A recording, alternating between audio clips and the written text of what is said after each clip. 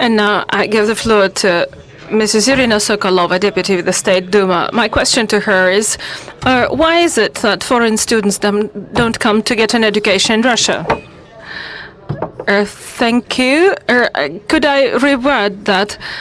Why don't foreign students come to study in Russia in such numbers as we would like to see them?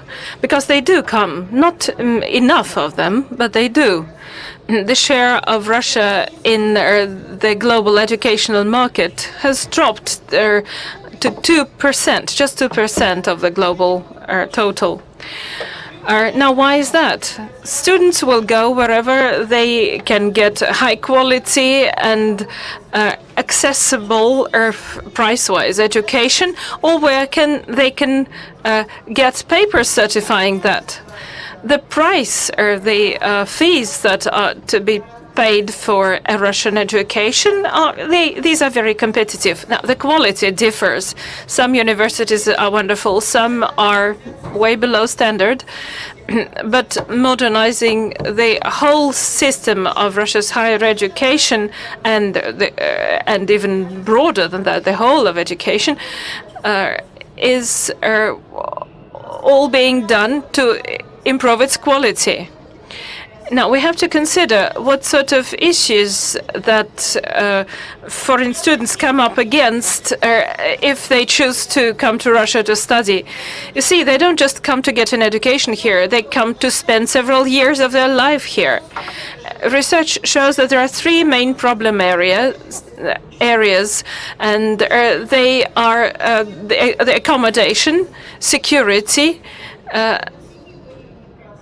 and the quality of education. Now, their accommodation is not something we can be proud of. We need better university campuses. We need better accommodation facilities, and this is also linked to security. We are building new and better campuses. We have a program for the years 2009 through 2013 that envisages another 13 such campuses, sometimes inter-university campuses, but this program is often underfinanced because of budgetary constraints. Today's difficulties have reduced that financing. And the third big problem area is the language of instruction. English is practiced, but it's not something that our law allows. Under the law, all of our education has to be provided in Russian.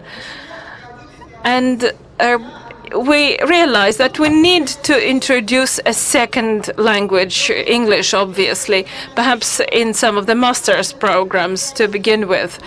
But I think another thing that needs to be done is promoting Russian in the world, making the studies of Russian more attractive and more globally available, using distance education as well. We need new legislation on the language of instruction, but the second language of education, a second language of education, is a very expensive thing. You have to recertify the teaching staff and arrange for translation of all the materials. I'd also like to talk about another issue that is not quite what was discussed here, but something that is very relevant for the future, I believe. And our system of education will soon discover that this is a growing area, an area of growing importance, especially considering the difficult demographic situation that this country is experiencing. You see, people want to get an education. They want to learn something new.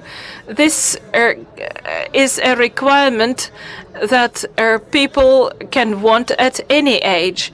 And we need to develop a whole market for people of what's called the third age, for older people. This will mean a modification of a lot of what we do in the educational sphere today. But this is something that I believe will be much in demand both by Russian citizens and foreigners. You can look on it as educational tourism, if you like. Now, if we are to talk about Russian education being globally competitive, we need to know about this global market in which we compete. We need marketing research. We need greater promotion of Russian education on the global markets. The main target territories for such promotion would be CIS countries and other countries with a large Russian-speaking population or with a considerable population of graduates of Russian universities.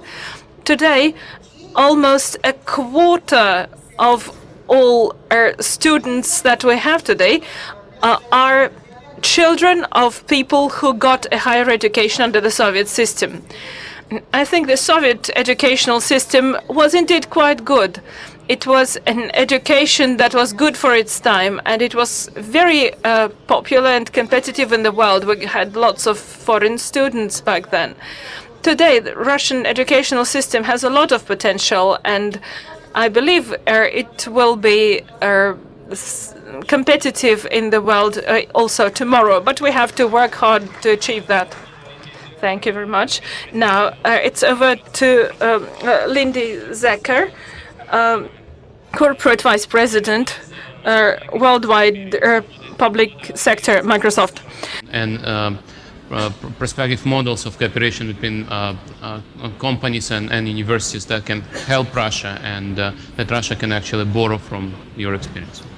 Well, one of the things that Microsoft has been really focused on and thinking about is that in this new global economic environment, can you hear? Yeah, can you hear? Move it closer a little bit. Huh?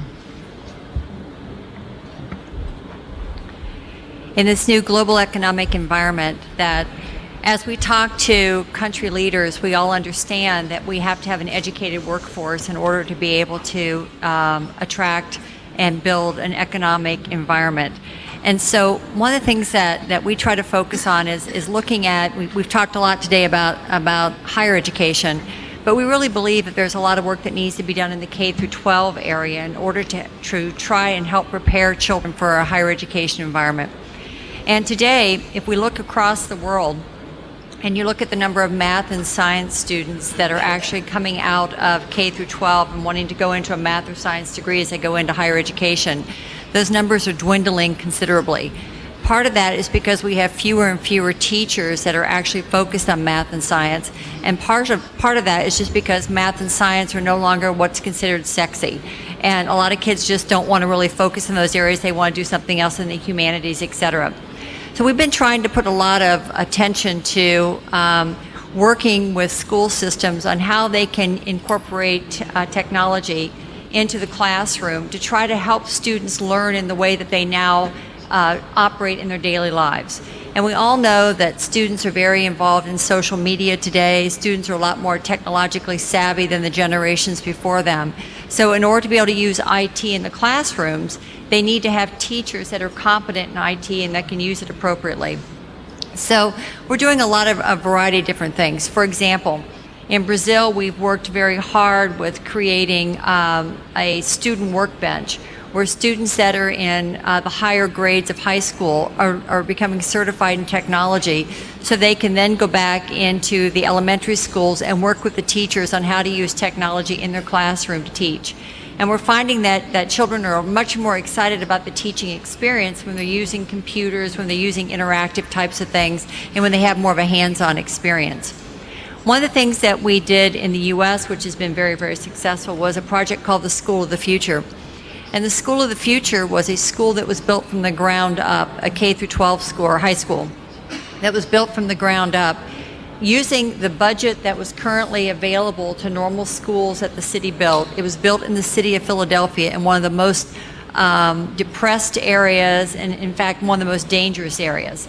And the school was built with the idea that we were going to attract the students from that area, not bring in special students, but use technology in every aspect of the educational experience. And we were going to use technology to help the students learn in a way that made sense to them. We were going to help focus on their nutrition and use technology to monitor their nutrition. We were going to change the hours of the day because students today tend to sleep later in the morning, and their hours of when they are really alert and able to absorb knowledge are later in the day. So trying to adjust the school rhythm to the rhythm of those children. And then the last thing was to try to use The last thing was to create a competency wheel for the teachers. So not only were we going to monitor the students' achievement, but also monitor the capabilities and achievement of the teachers with this competency wheel. Now, the students that came to the school, the average school in Philadelphia, the number of students that were going on to college, to higher education, was approximately 50%. I'm excited to say that just last week we had the first graduating class of students, and 100% of those students are all going to college. And these are children that never would have even conceived that capability of going to higher education. So I think that's just an aspect of trying to figure out how do we change the educational system in order to accommodate the way children learn. And a lot of the discussion this morning has been, or this afternoon has been, on some of the changes that need to be made here in Russia to be able to think differently about the educational system. Just yesterday, we had an announcement with some of the leading universities of St. Petersburg, and it was all around how we can use technology to better teach teachers on how to use it in the classroom, how we can better utilize technology in the universities for students to be able to learn. So again, thinking about how the world has changed and how technology is something that all of these students do in a very different way, and how they use it for social media, how they use it in every aspect of their life, and how they think differently than the generation of teachers that are out there today. So we think that that's a great way for companies like Microsoft that are on the forefront of technology to sit back with teachers and universities and in all aspects of education and try to say we have a new generation of students. These students think differently than we thought when we were students. So how do we help the teachers be able to better reach them? And how do we make sure that these children are not turning off to things like math and science at a very early age when they then lose that capability later on to even go into those practices? Thank you very much, Linda.